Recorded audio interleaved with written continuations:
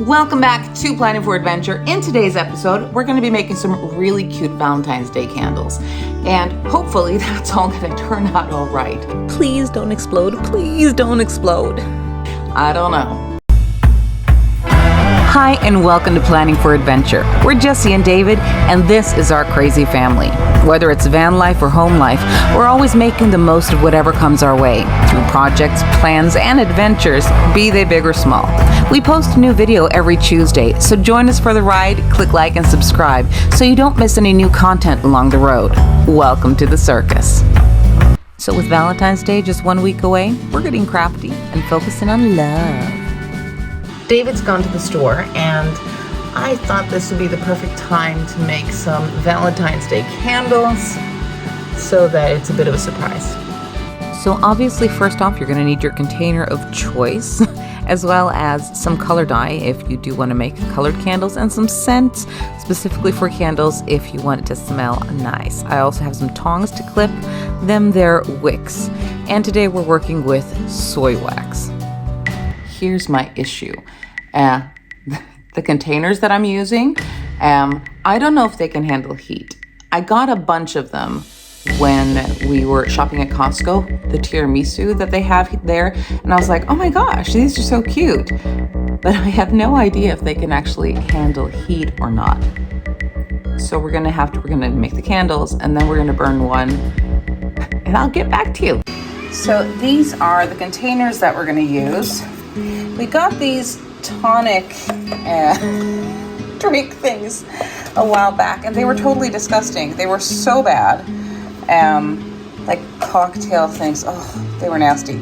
But they're cute. So that's why I saved them, because I thought, you know what? I can make candles out of those.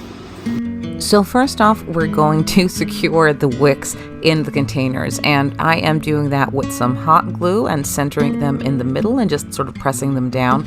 That's the good part of having long nails. I don't have to burn my fingertips. There is stuff that has self-adhesive, sticky stick on the bottom of your wicks. It depends on what you're using.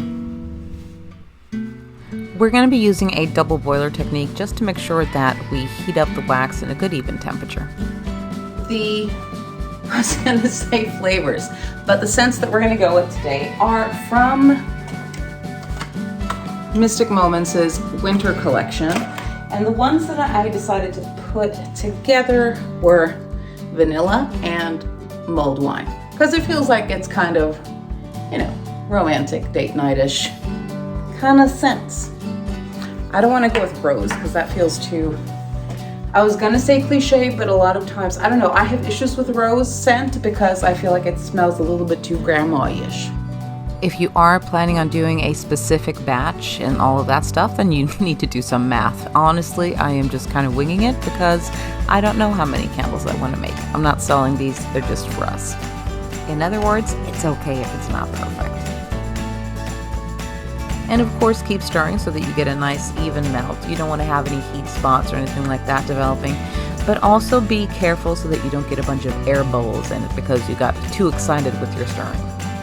The candle dye that we're going to go with is the 18 color one from France Ariche. You can get that on Amazon. I'll leave a link down below. But I really like that you have all these different colors in it because you can kind of mix and match. And well, today, since we're kind of doing a wine, vanilla kind of thing, we're going to go with the burgundy and the red from there.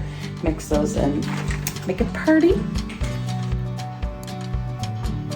Still a bit of a ways to go.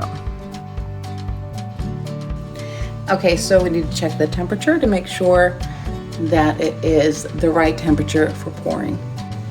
Okay, so I am going to take this off the heat now and let it cool just a little bit because we don't want the pour temperature to be too high, about 53 degrees Celsius or 135 Fahrenheit.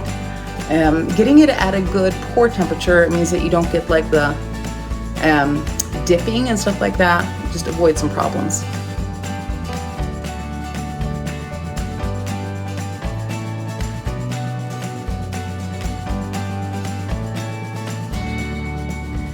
I'm kind of experimenting a little bit with this. I feel like every time I add color it gets too pastel-y or too light, and I don't want a pink candle per se. I want it to be red, so I do wait till after I've removed it from the boiler and the temperature's gone down a little bit before I add scent, and that's because you don't want the scent and the fragrance oils to evaporate. And each different brand of scents is gonna, be different in regards to how much you can add to wax. So make sure to check those things out, both with your wax and with your scent.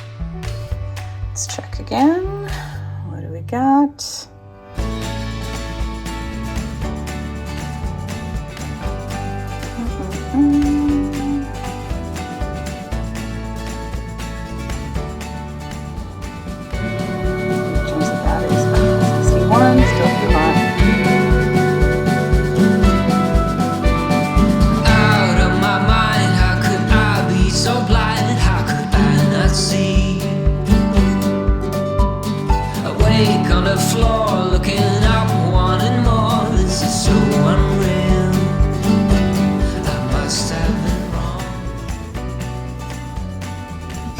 Looks like there's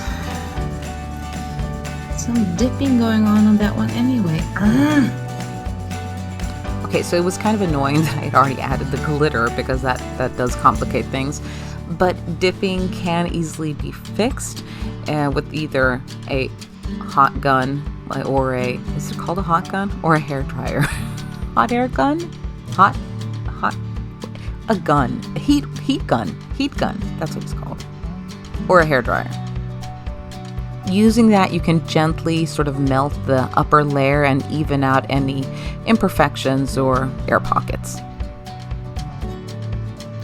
Okay, so pour temperature and all of that stuff. Make sure to check what kind of wax you're using, because I should have poured at a lower temperature than I did. I think I poured it at like 57. And from what I looked at, soy wax is like 48 to 53, apparently. So I don't know what number I was looking at before, but that's probably why it was dipping, because I poured it too soon. I have no patience. And if you do want to make custom labels like I did, I usually use either PicMonkey or Canva, which are both free sites that you can go to. And they have nice sort of basics for label shapes and stuff like that, and then you just sort of design your own around it. I always usually print on sticker paper because that's something I love. I love sticker paper, but I was out today, so just regular paper and just some Elmer's glue and we good. Okay, here we go.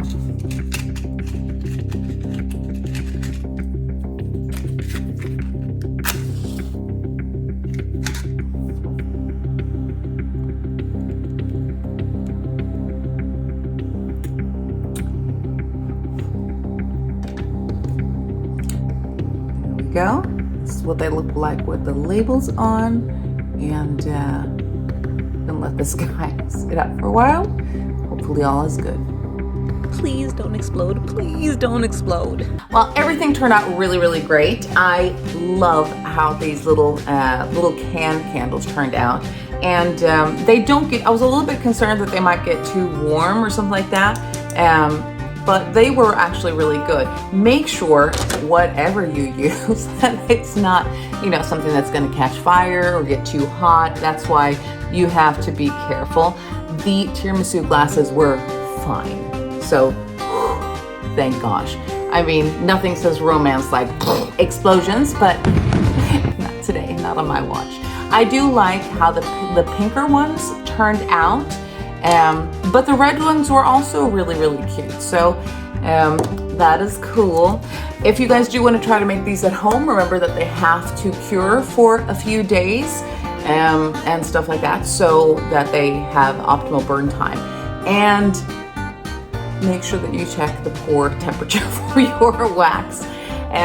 If you also want to make sure that you don't get that dipping that I was having issues with, make sure, number one, that you've checked the pour time. Just Google it. It should be fine. Pour time for whatever wax that you're using. And a good thing I found out can be to preheat your containers so there's not that cold to warm thing. That can cause issues sometimes too. If you guys do like these videos, make sure to click like and subscribe. See you guys next week. Bye-bye.